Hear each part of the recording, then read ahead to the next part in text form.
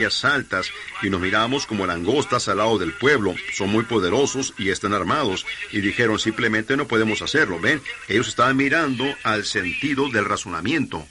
Ustedes no pueden mirar al sentido del razonamiento. Ustedes tienen que mirar a la promesa de Dios.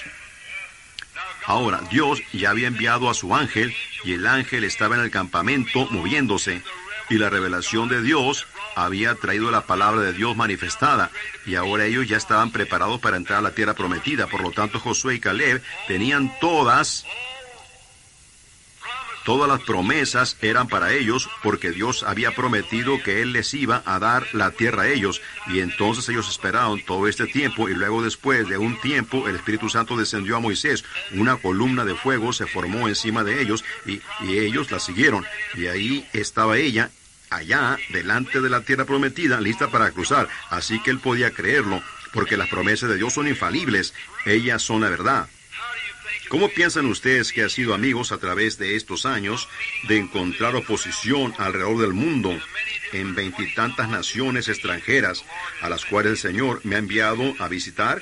Y ahí había críticos y oposición, y demonios y científicos tratando de refutarlo y pasarlo por toda prueba que podía ser probado. Yo soy, por la gracia de Dios, yo nunca he visto una ocasión en la que yo he temido por un momento. ¿Por qué? Porque Dios ha prometido que Él lo haría. ¿Ven? Y yo le creo a Él. Y así que cuando la oposición viene, bueno, no es para que yo me encargue de eso. Es Él el que se encarga de eso.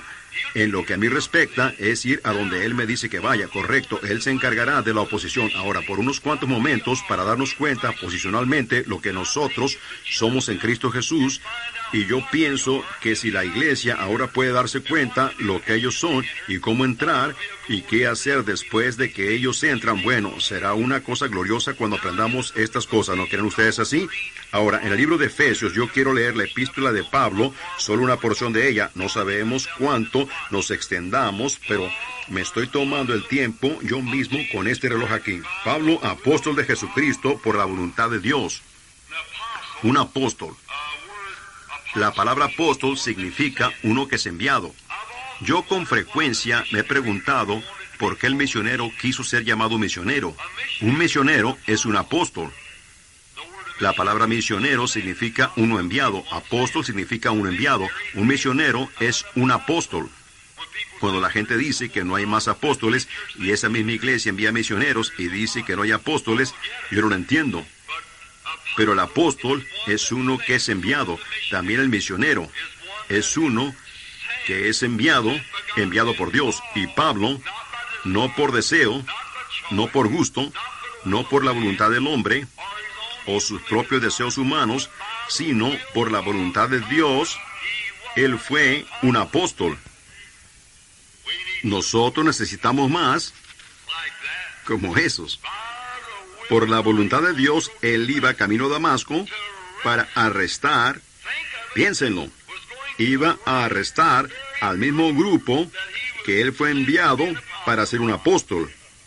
Ahora, ustedes ven cuán contrario se mira para el elemento humano las cosas que Dios hace. Precisamente las cosas que uno piensa que no haría, esas pudieran ser precisamente las cosas que uno tiene que hacer. Cuando yo primero vi a la gente del Evangelio completo, vi a una muchacha una noche pararse en la audiencia cuando la música estaba tocando y empezar a danzar de punta a punta del auditorio. Yo nunca dancé en mi vida, nunca estuve en un salón de danza y nunca quería danzar. Bueno, por el egoísmo aquí, no audible, sino en mi corazón, yo critiqué a la muchacha. Yo dije, no hay nada de Dios respecto a eso. Solo un joven predicador bautista sentado ahí, y dije, no puede haber nada en eso. Esa mujer allá en el auditorio, ella únicamente está haciendo una exhibición, ella solo quiere que alguien la mire. Yo por nada lo hubiera dicho en voz alta, pero en mi corazón yo lo estaba pensando. Algunos de ellos dijeron, ¿qué pensó usted de la reunión? Yo dije, estuvo bien, pero en mi corazón, yo no creí en eso.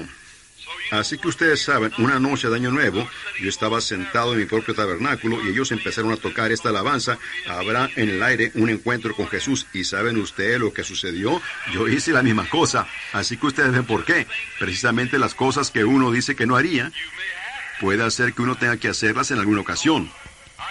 Así que me imagino que Pablo dijo que él nunca se rebajaría y se metería al polvo como algunas de esas otras personas, y gritaría y vociferaría y se comportaría así como ellos lo estaban haciendo, pero Dios le mostró que él tenía que hacerlo. Así que algunas veces cuando uno dice que no hará algo, tenga cuidado, pueda que Dios lo haga hacerlo. Muy bien, entonces él era un apóstol por la voluntad de Dios. Él no tenía voluntad en ello, Dios lo hizo. Lo hizo a él un apóstol del Señor Jesucristo. Por la voluntad de Dios a los santos. Fíjense, esto no está dirigido a los pecadores, incrédulos. Esto está dirigido a los santos o a los santificados. Escriban lo que la palabra santificar significa los limpiados y puestos a un lado para servicio. En el Antiguo Testamento es una palabra compuesta, no únicamente significa limpio, sino significa puestos a un lado para servicio. ¿Ven? Es ser limpiado y puesto a un lado para servicio. El altar santificó al vaso, y él lo puso a un lado para servicio. A los santos y fieles en Cristo Jesús que están en Éfeso. ¿Ven a quién él está dirigiendo esto? Permítame ahora leerlo sin interrupción. Escuchen, Pablo, apóstol de Jesucristo, por la voluntad de Dios, a los santos y fieles en Cristo Jesús que están en Éfeso. A los fieles en Cristo Jesús. Ahora, esta epístola está dirigida a esos, no al mundo de afuera, no es un sermón. Pablo no les estaba predicando aquí a los que no eran salvos. Él se los estaba predicando a los salvos, a los llamados fuera, a los separados, a los puestos a un lado y a los fieles en el llamado. Ahora, a esos son a los que él se está dirigiendo, a los que están en Jesús. La posición del creyente es en Cristo. Y Cristo únicamente se encontrará con el creyente. El creyente únicamente puede adorar a Cristo si él está colocado posicionalmente en Cristo. No creo que ustedes lo captan. Permítanme tomar otra dirección. Miren, un creyente no puede adorar y no tiene derecho a adorar. Ningún hombre tiene derecho de adorar al Señor estando fuera del cuerpo del Señor Jesucristo. ¿Sabían ustedes eso? Si tuviéramos tiempo para regresar y tomar las leyes sobre eso, sería hermoso. Él es quien se está dirigiendo al creyente en Cristo. Anoche yo estaba predicando de la sangre, cómo es que Dios entró al vientre de la Virgen y el Creador mismo haciéndose una célula de sangre, y de la célula empezó a presionar más allá de la célula, y por medio de ese rompimiento de la célula de sangre, rompió donde estaba encerrado rompió el velo, mejor dicho, en donde ellos lo tenían a él separado, y ahora puede traer al creyente dentro del compañerismo con él, únicamente a través de la sangre. Ellos no tenían el derecho de adorar, los que no habían venido a través de la sangre. Miren en el Antiguo Testamento, allá, cuando los creyentes, ellos tenían un tabernáculo, y en el tabernáculo ningún hombre tenía el derecho de adorar a menos que él viniera al tabernáculo. Era un lugar en donde la sangre era ofrecida, y sin el derramamiento de sangre no hay remisión de pecado, ni promesa de que la oración iba a ser contestada fuera de la sangre. Pero los hijos de Israel iban al templo, un lugar que era designado por Dios para que todos los creyentes se reunieran en un compañerismo. ¿Lo ven? Ellos estaban juntos, cada tribu. Los fariseos, los saduceos, los herodianos, los publicanos, todos se reunían en un lugar para compañerismo. ¡Cuán hermoso! ¿Por qué? Porque allí el cordero era matado, la sangre era puesta sobre el altar de bronce, y los cuerpos eran quemados, y el humo subía. Y todo bajo ese humo, lo cual era olor fragante en su nariz, a medida que salía del lugar, todo bajo la sangre, tenía el derecho de adorar. ¿De qué hablaba eso? Del Señor Jesucristo. Porque Dios luego vino a su templo en una columna de fuego. Cuando el templo fue hecho un lugar para adorar, para que todo Israel se reuniera, la columna de fuego entró y pasó sobre las alas de 70 pies de los ángeles. Se regresó y pasó sobre los ángeles en la pared. Regresó al propiciatorio, en donde 2 grandes querubines de bronce de 14 pies estaban con sus alas juntas una con la otra, y allí se posó. Dios viniendo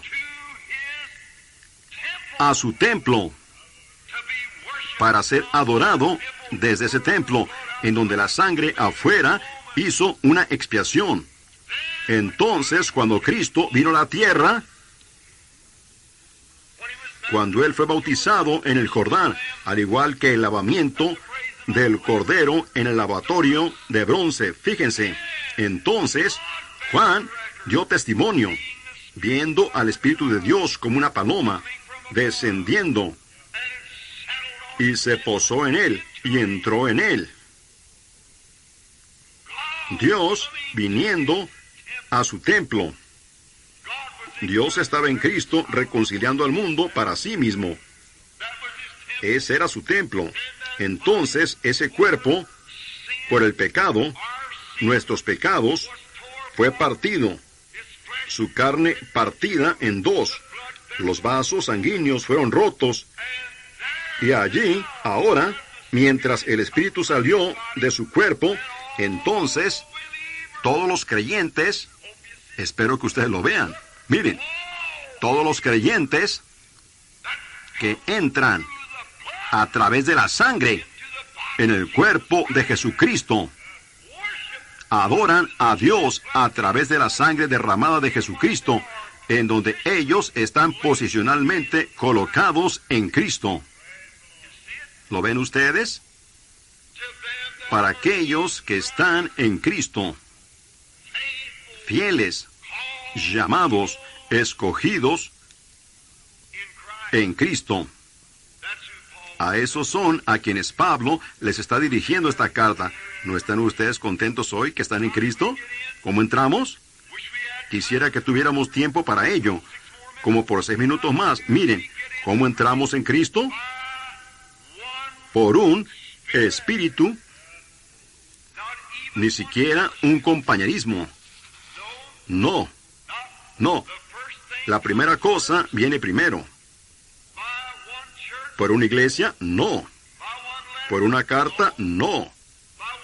Por un credo, no. Sino, por un espíritu, todos somos bautizados dentro de un cuerpo. No por agua, no por fuerza, no por poder, sino por mi espíritu, dice el Señor.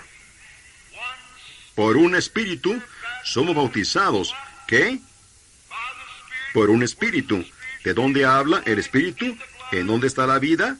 En la sangre, viniendo a través de la sangre de Cristo. Primero, llegando a ser un creyente. Fuera de Cristo, sin Dios, sin esperanza en el mundo, condenado a morir. Entonces, Dios, por gracia, nos elige, nos llama a Cristo, lo oímos a Él dentro de la célula de sangre, llamándonos a vida. ¿Lo captan? Y entonces, venimos y confesamos nuestros pecados, y somos bautizados para la remisión de nuestros pecados. Entonces tomamos a través de la sangre, hasta que la célula de sangre, venimos a través de la sangre rociada. Entonces somos bautizados por el Espíritu Santo dentro de esta célula de sangre. Y tenemos compañerismo uno con el otro, mientras la sangre de Jesucristo, el Hijo de Dios, nos limpia de toda maldad. Oh, hermanos, allí está. Eso es lo que necesitamos. Primero venir posicionalmente a Cristo, a través de la sangre derramada, y luego estamos posicionalmente sentados en Cristo. Fíjense en esto ahora, el siguiente versículo. Primero, antes que lo dejemos, fíjense, todo el Antiguo Testamento es una sombra del Nuevo. Ningún creyente tenía el derecho de ofrecer sacrificio de adoración fuera del templo. En el templo es en donde estaba la sangre. Dios lo prohibió. Él dijo, no lo hagan. Vengan al templo para compañerismo. Nosotros no tenemos el derecho de ir afuera y empezar credos y denominaciones, destruir personas y separarlas. Debemos de entrar en un compañerismo glorioso por el lavamiento del agua, por la palabra, dentro del cuerpo de Cristo a través de la sangre. Y nosotros llegamos a ser hijos de Dios, comprados con sangre. Entonces yo no tengo el derecho de decir, porque usted es un metodista, usted no es mi hermano, y usted es un bautista, usted no es mi hermano, o si usted es pentecostal, usted no es mi hermano.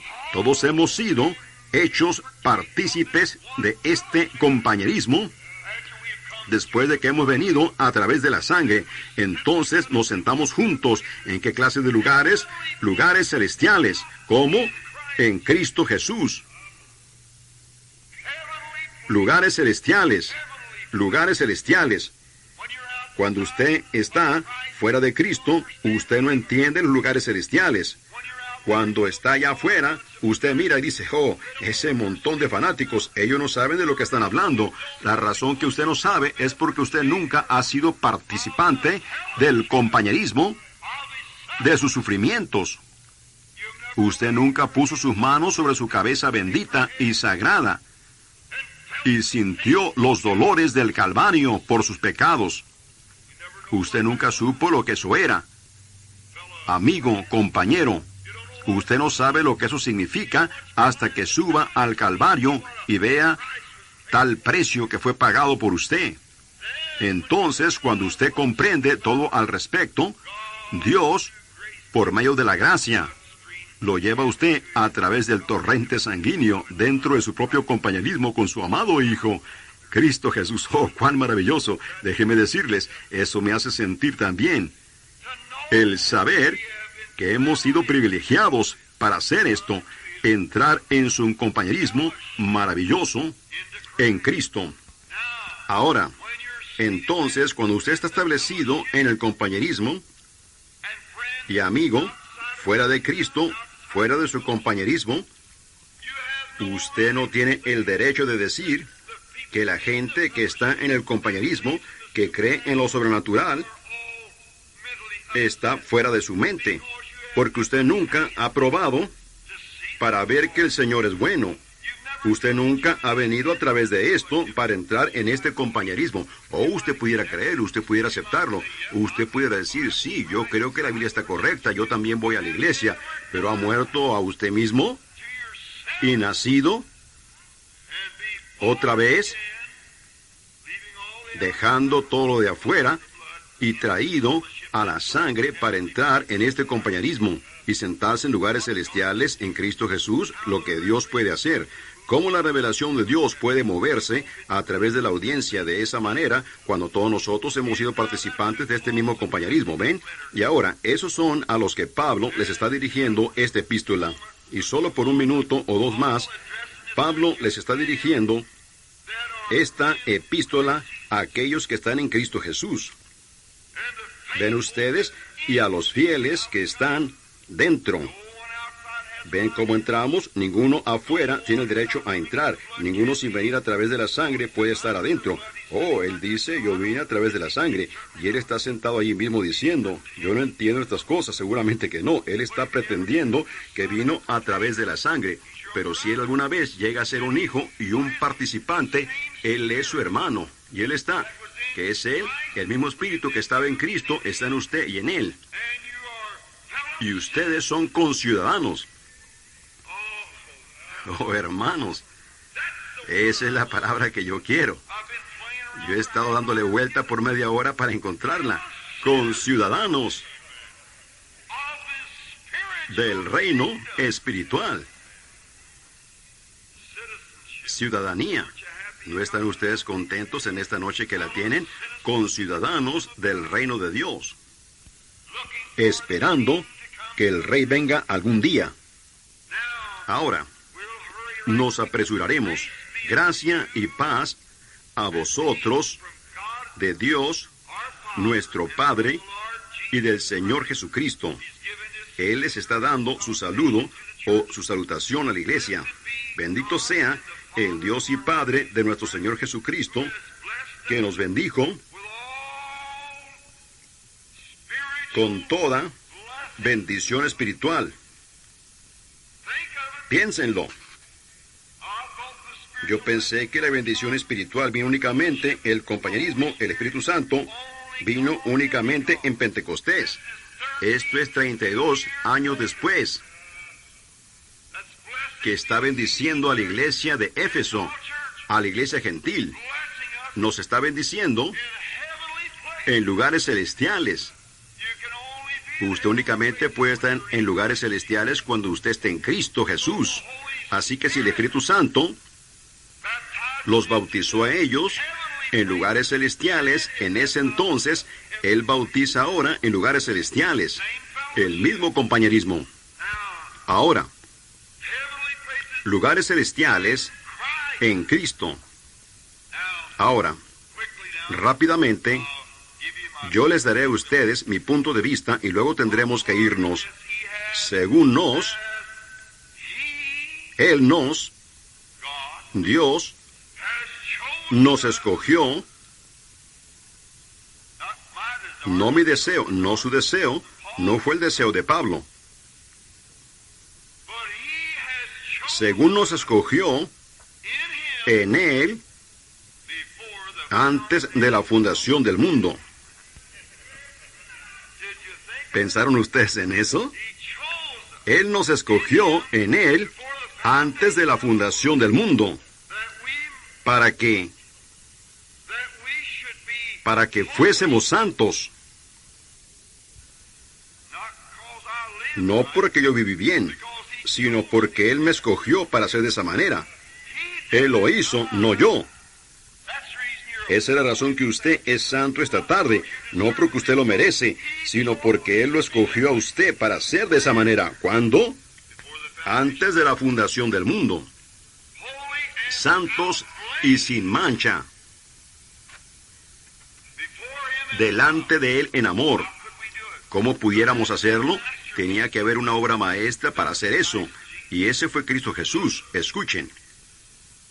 Ustedes no lo recuerdan, ni tampoco yo. Pero nosotros estábamos antes de la fundación del mundo. Cuando Dios hizo al hombre, dijo, hagamos al hombre a nuestra imagen, démosle a ellos, plural, hagamos al hombre a nuestra imagen, hombre espíritu, y démosle a ellos dominio sobre los peces del mar, y del ganado y demás. Génesis 1.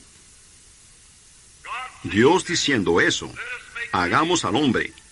Ahora, allá, antes de la fundación del mundo, Dios lo escogió a usted en Cristo Jesús para parecer santo al fin del tiempo, todo el trayecto desde la fundación del mundo. ¿Lo ve usted? Ahora, rápidamente, captémoslo ahora.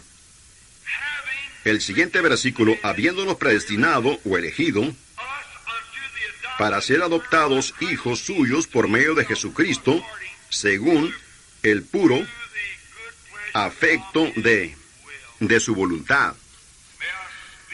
¿Me permiten hablarles a ustedes solo por un momento? Dios, antes que el mundo empezara, fíjense, ninguno, dijo Jesús, puede venir a mí si el Padre que me envió no lo trajere. Esa es la propia palabra de Jesús. Aquí está la célula de sangre, aquí está rota, aquí está el rociamiento de la sangre moviéndose. Ahora, aquí está Cristo dentro de esta célula de sangre. Cristo significa el ungido. Él era la célula de sangre ungida. Aquí Él está dentro de aquí. Aquí está Dios, nuestro Padre. Miren lo que Él está haciendo. Ningún hombre puede venir a mí a través de este rociamiento de sangre, excepto que mi Padre lo trajere. Y todo el que viene, yo le daré a él vida eterna, no lo echo fuera, y lo resucitaré en el día postrero. ¿Ven ustedes lo que es? Ahora miren, Él nos ha escogido para este propósito, habiendo predestinado, o sabía previamente, Él entendió previamente lo que sería desde el principio. Dios en el principio, simplemente sabiendo lo que Él haría en el fin. Él predestinó, o podría decir previamente, lo que sería. Sabía previamente, sabiendo previamente que estaríamos en Cristo Jesús. Fíjense, habiéndonos predestinado para ser adoptados, hijos suyos, la adopción. Tomaremos ahora las leyes antiguas solo por un momento otra vez, y luego tendremos que terminar. En el Antiguo Testamento, cuando un hombre... ¿Están ustedes disfrutando la lectura de la palabra? A mí me gusta. Solo toleren unos cuantos minutos más. En el Antiguo Testamento, cuando un hombre tenía su pequeño reino, miren, él era el padre de este reino. Una pequeña posesión. En San Juan aún se continuó hasta el pueblo anglosajón en Bretaña hace años, aún hasta la traducción o versión de King James. Ustedes se encuentran en San Juan 14 que dice, en la casa de mi padre hay muchas mansiones. Eso suena extraño que en una casa haya mansiones, pero lo que es, en el tiempo de la versión de King James, como una traducción, cada hombre que tenía un reino, un rey, él tenía ese dominio que era de él. Y él era llamado el Padre. Y eso era llamado su casa. Los hijos, todos sus súbditos eran él era dominio, su dominio era sobre ellos, y eso era llamado su casa.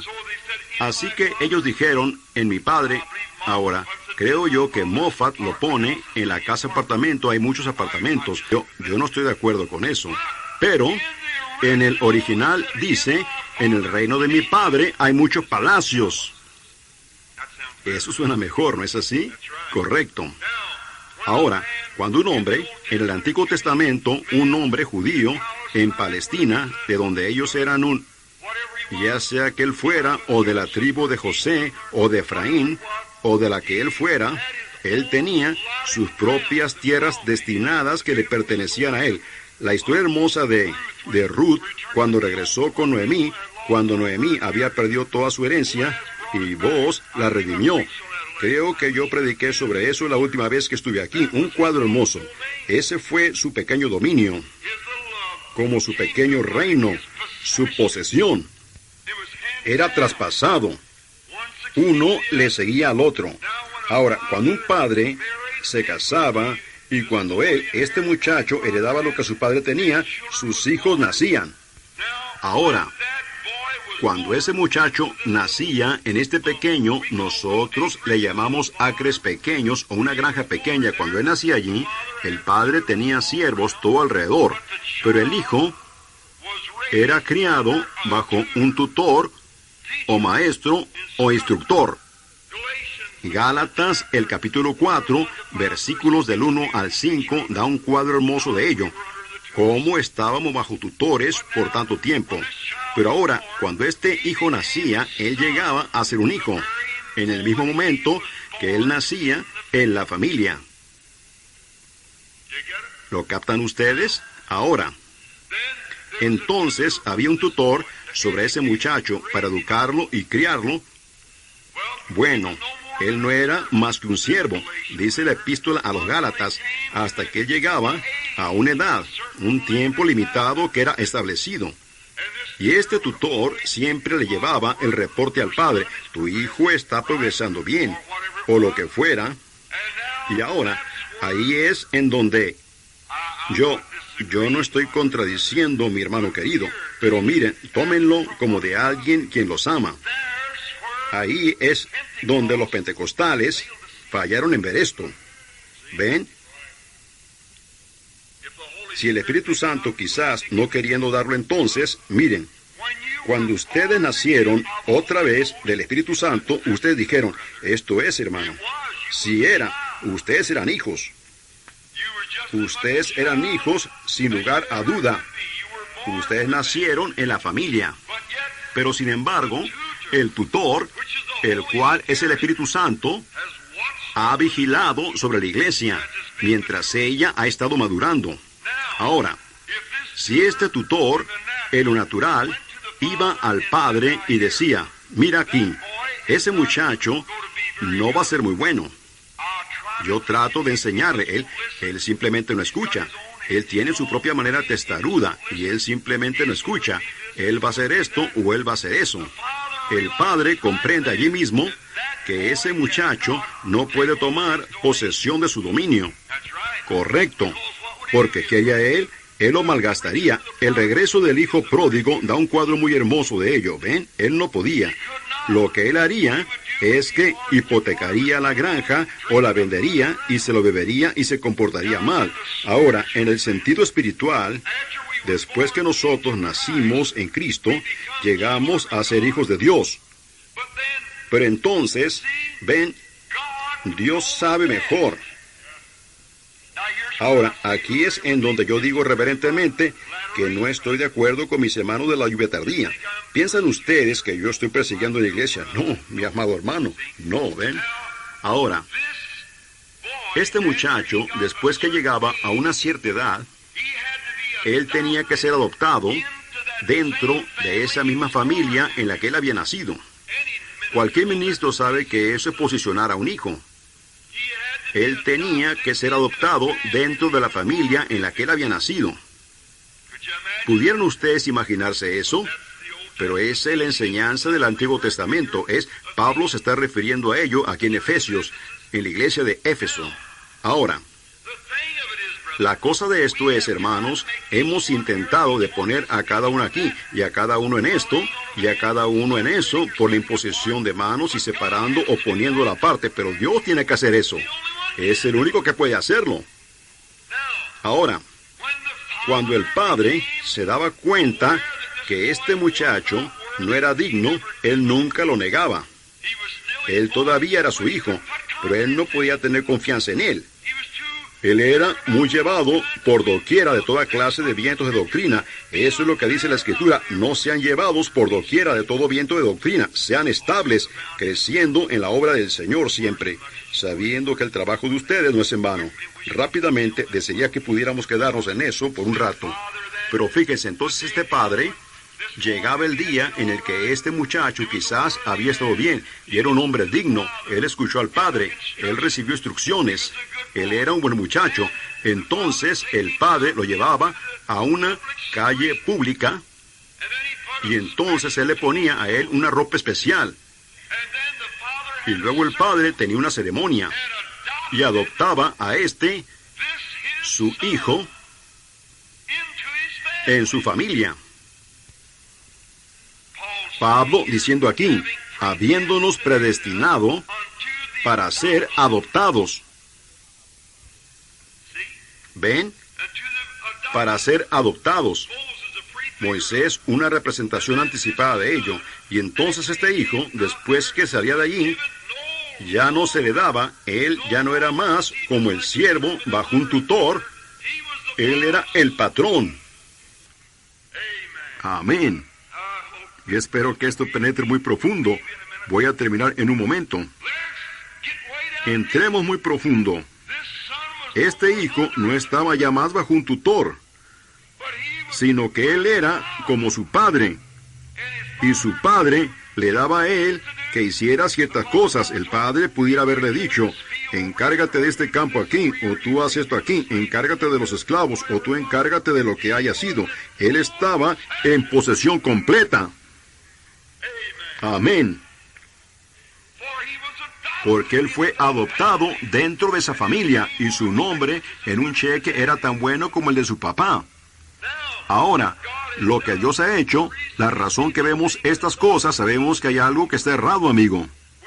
Vemos las promesas de Dios, lo vemos en la palabra de Dios, pero Dios apenas ha empezado, para mi humilde opinión, a adoptar a su hijo, llamándolo posicionalmente a un lado, dándole un cierto ministerio, ungiéndolos para ese propósito y enviándolos fuera.